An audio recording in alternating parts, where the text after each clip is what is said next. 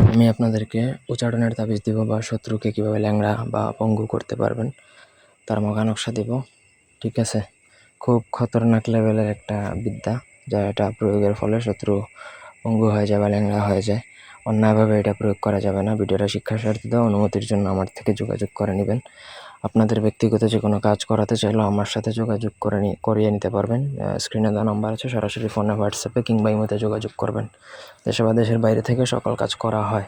এটা লেখার জন্য আপনাকে লাগবে অষ্টতিতার কালি দিয়া লিখবেন। অষ্টতিতার কালি একটু এক্সপেন্সিভ কালি, সবখানে পাবেন না, মানে 8টা তিতা কালি একত্রে মিশে, সেটা আবার জাগ্রত কালি হতে হবে।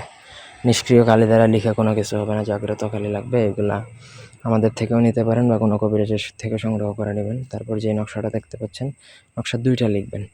একটা বলদ গরুর নলার হাড়ের ভিতর ভরিয়া, মানে বলদ গরুর যে নলা থাকে, আমরা যে নলি খাই, সেই নলির হাড়ের ভিতর ভরিয়া আপনাকে শত্রু চলাচলের রাস্তায় গাড়বেন। আর একটা চিল কাক অথবা কচ্ছপের গলায় লিখে মানে বেঁধে ছেড়ে দিবেন। মানে নকশাটা লিখবেন অষ্টতিতার কালি দ্বারা এবং নকশাটা লিখবেন ভোজপাতায়। নকশা লিখবেন 2টা, একটা গরুর নলা, ভিতর যেই ফাঁকা অংশ থাকে সেই ফাঁকা হাড্ডির মধ্যে আপনাকে ঢুকিয়ে শত্রু চলাচলের রাস্তায় দাফন করে দিতে হবে।